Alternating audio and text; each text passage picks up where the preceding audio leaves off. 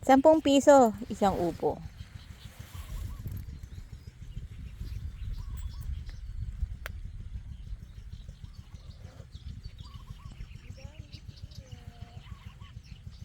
Ayun na, may baby oh, sa hawak-hawak ni kuya. Bata pa, kumbaga. So, pili na tayo dito. Aray ko po. Samantalang doon sa atin, Loy, iniwan ko na doon yung bayad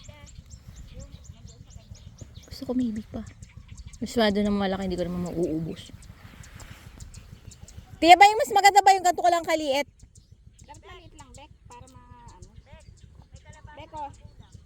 Magulang? Nasaan ka? Bek, kayo. Ba't sa akin kayo nagbabayad ako?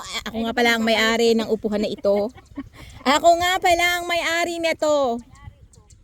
Ano mo, lahat na nakikita mo sa'yo. Oo. Lapit tayo kay kuya. Magbayad na tayo. Dahan-dahan ha. Huwag niyo apakan ng mga ano ha. Sisingilin ko kayo. Wala naman bang cobra dito kuya? Cobra natin sa damuang.